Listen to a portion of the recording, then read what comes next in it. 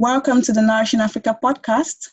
Today, we're joined by Amani and Tsitsi Mutendi, co-founders of African Family Firms, a non-profit pan-African association of family businesses. Given the current global pandemic and a threat to our food system, Nike and Tsitsi will be discussing how to sustain businesses beyond a global crisis. Nike and Tsitsi, welcome and thank you for joining us. Thank you. Thank you for having us, Ramat. So we are the co-founders of African Family Firms, AFF for short, and that is a non-profit Pan-African association of family businesses. Our mandate is to be the voice of African family business on this continent, to promote sustainable family businesses that will be passed on from generation to generation. And we do this through our activities, which include facilitating networking, community building, education, training, and research. So we work with associations and networks such as Nourishing Africa in providing family business specific advice so that we see sustainable family businesses. So I'll just do a little bit of more of an introduction on myself. I am Nike Anani, and I am a family business insider with almost a decade of experience working in our family businesses as a second generation executive. So my passion is next generation. I coach and mentor next generation so that we see sustainable businesses. Hello, everybody. My name is Tsitsi Mutendi, and I am a family business consultant. I've worked with family businesses for, I think, almost a decade myself, being partly insider because I own a family business and I grew up in a family business which didn't make it to second generation. So Nike, you're very lucky. And I've been working with family businesses for almost 3 years now. I'm very passionate about family businesses in Africa and how they can contribute to the growth of the African economy going forward, especially given the tough times we're facing now. It's very critical that family businesses get the critical help and information and just the networking and a voice that stands up for them. So on to our topic for the day, which is the COVID-19 crisis and sustaining our businesses beyond this global crisis. I mean, it's certainly taken the entire world by storm, and it's threatening the health of people all over the world, and it's spreading on the continent. We've seen the impact on the global stock markets and commodity prices, which doesn't bode well for the continent of Africa. And bringing it home as agribusiness entrepreneurs, it's important that you continue to produce, package food, because prior to this crisis, we even faced the crisis of food insecurity. And now with this crisis, that might be maybe exacerbated. So what is it that we should expect in this period? I mean, firstly, mandatory office closures. We've seen in Nigeria and Lagos State, for instance, where offices have been told to close unless they're critical services. And so that will most likely impact on business. We should expect potentially lower revenues and lower profitability. And we also should see lower productivity from staff if staff are working from home and the like. Yes, definitely. I think this, like you said, has been unprecedented. It's a space and time where, as the human race, we have faced similar catastrophes in the past.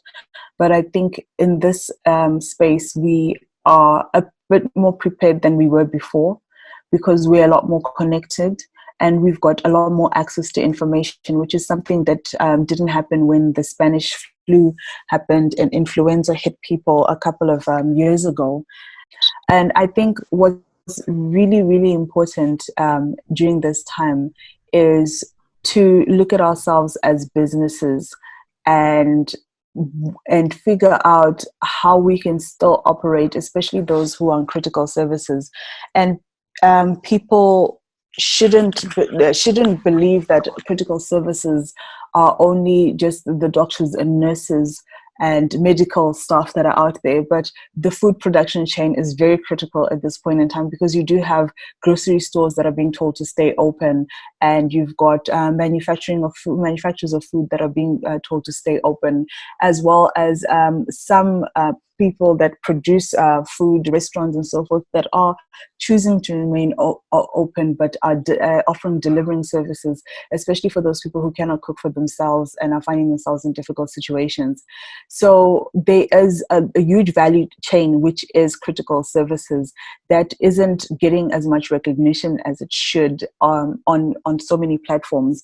And I think that is why this podcast is so important to the Nourish Africa community, because you are providing the critical service that is food, and people are going to need food, especially in this space where we don't know how long we're going to be quarantined for. But it's also important that as we face this, that we should start looking at not only this period, but the period going forward, because we don't know how long this is going to last. It could last anything from 6 months to a year, especially on the African continent.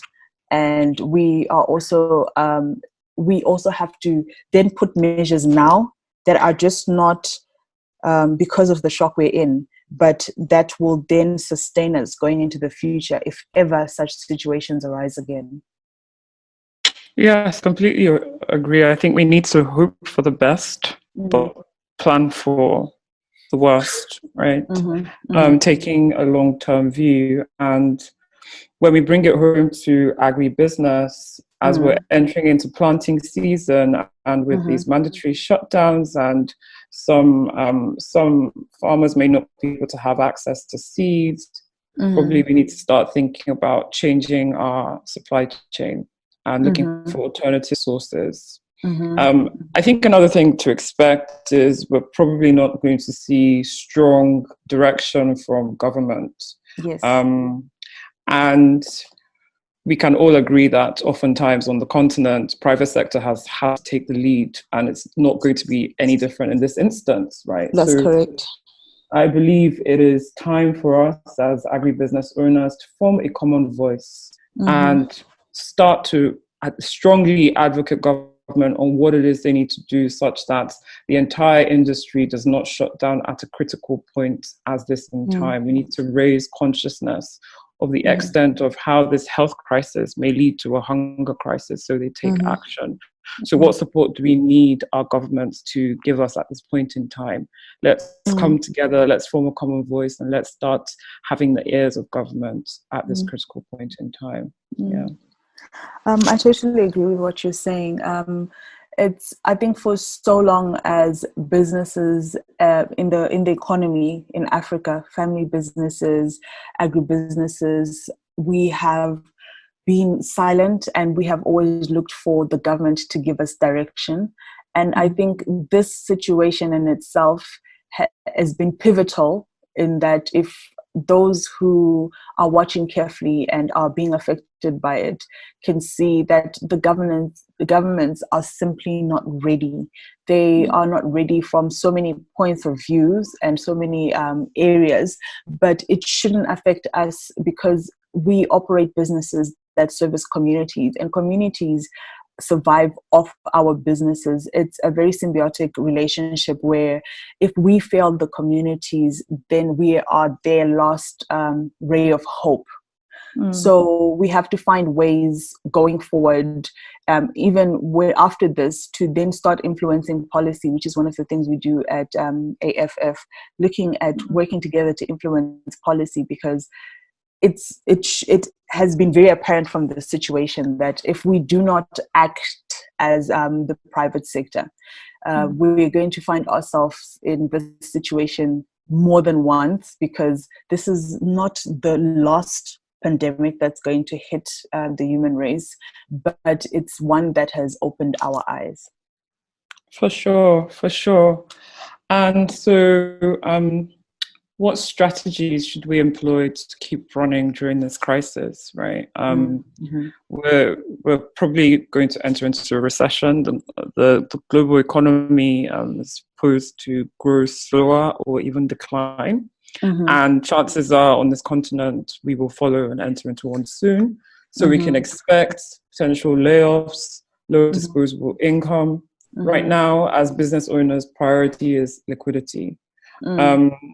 There's this common saying, revenue is vanity, profit is sanity, but cash is reality. So to keep going over the medium run, whilst we pressure governments to take action and enable us to keep producing, we need to ensure that we have cash. So we need to look at curbing on any unnecessary costs, deferring any costs that are not time critical, and hold on to liquidity as much as possible, because the journey ahead may be choppy and we need cash to sail through. And I think also to add to that is the key point of communication. I don't know if you face it there in Nigeria, because here in Zimbabwe, we have an issue of communication. Businesses do not communicate with their stakeholders. And when I'm talking about stakeholders, I'm talking about people that you owe money, people that owe you money, and the consumers that use your goods or your products. In these times of panic and people being uncertain, we are taking steps that we never thought we would, and with some businesses are being forced to close down or scale down, and we have various stakeholders. Things like email lists that help you communicate with your stakeholders. In the past, I found that as businesses, we collect emails and we never use them, or we use them when we think there's a potential deal going to happen.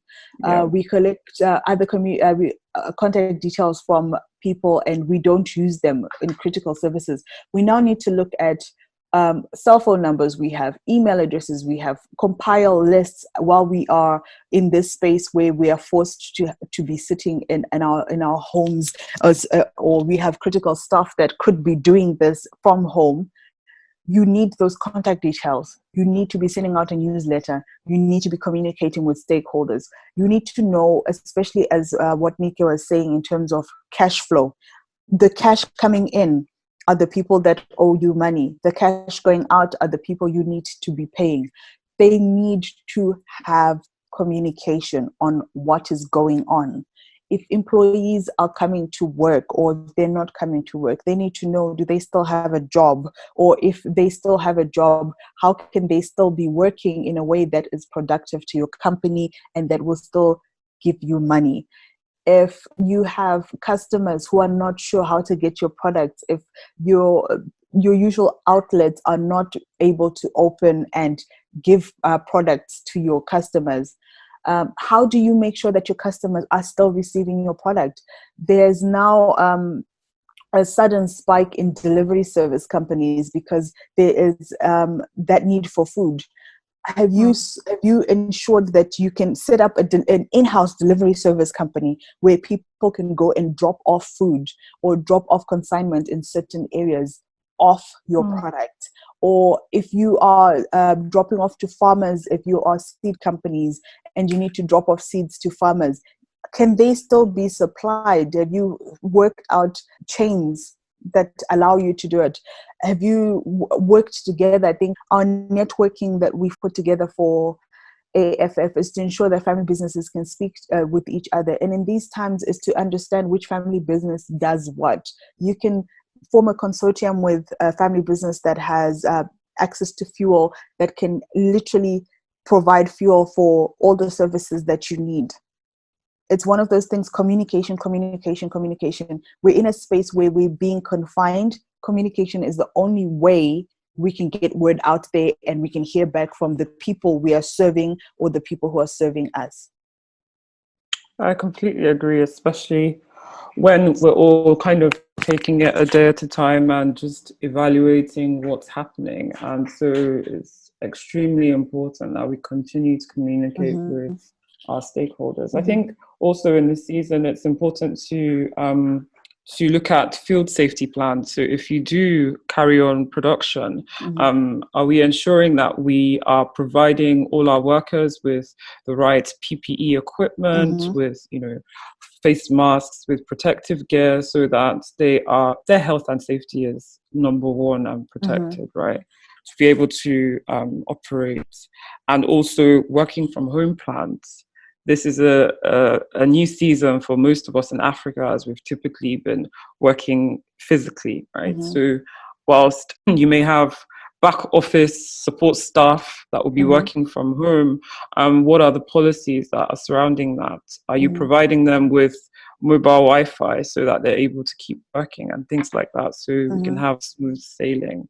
So I think with those three strategies, given you a number of tips on how you can keep running during this crisis. And not just during this crisis, we're thinking beyond, right? Because we're building businesses that will outlive, you know, this temporary setback. And I do say temporary because that's what it is. Setbacks come in different forms, and we should, as family businesses, we should expect that setbacks will come from time to time. We may not know what these setbacks are, but we should build our businesses so that they thrive beyond these setbacks. I'm thinking in terms of beyond, first two tips in terms of communication and also revenue are very, very critical. When we get comfortable in running our businesses, we tend to invest in things that really don't matter, or that we're not ready for, or they're not critical.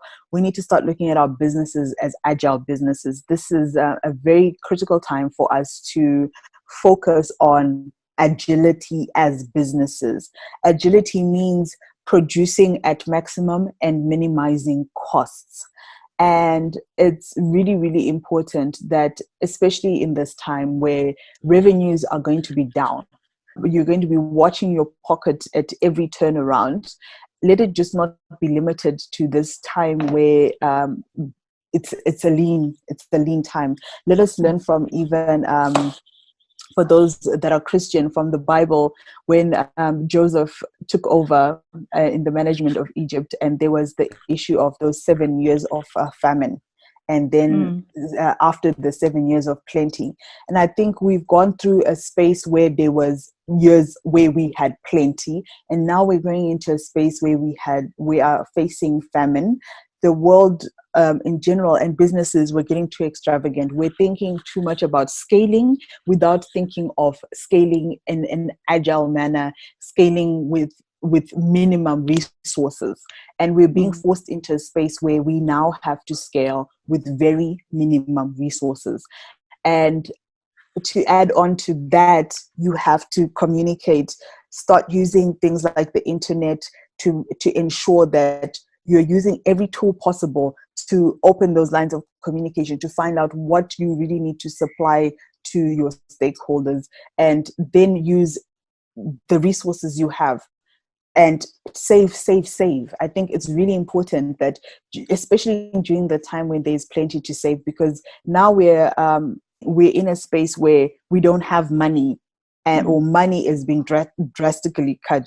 We need to think about where to get it because we haven't saved. I completely agree. And I think it's important that we're building businesses of the future. And if we're building businesses of the future, we need to understand where the world is moving towards, right? So we have this temporary crisis, but it's even in the midst of the crisis, it's not affecting all industries in a uniform pattern. So we're seeing telecommunications and pharmaceutical industries boom, right? So as you alluded to, people will continue to eat. What is changing is where they're eating, so we can get to the end customer through home deliveries and things like that. And those that have money may change. Those that are in these industries, those industries will continue to grow. Other industries that we expect to continue to grow are biotech, healthcare supply, and security. So positioning our businesses to be able to benefit from those growth of industries will be very important. I think also we need to learn the lesson of the season as business owners, and that is that adversity will come. Are we prepared in the next adversity to have cash such that we can thrive. So it's important to start to come up with a plan to diversify so that as business owners, we have a wealth portfolio that has very little correlation with our underlying businesses. So we continue to build that. So it's low correlation in terms of asset type, industry, currency, and geography, so that when the next crisis comes, we know that we have liquidity for 3 to 6 months that can protect business, protect the family. Because the truth of the matter is, as agri-businesses, you're important to the food security of the nation. You're important to providing employment for so many people, and you're important to communities. So we need you to thrive so that the whole value chain thrives. The issue of raising funds and strategic partnerships within this period of in time, it's very difficult, I know, for most businesses, because banks are going to be closed, and especially in Africa, we don't have the support systems of governments and funders as the Western and Eastern economies do have. What would be really important is for those who have continued to operate to be able to keep meticulous accounts of books, and also to be able to document the measures that they have put in to handle this business crisis time. Because when funders look at businesses to fund, they're going to look at businesses that have been able to continue operations, but also keep their staff safe and also communicate with stakeholders. They're going to look at businesses that are maintaining transparency, but are also being critical service providers during this time where everything else is failing.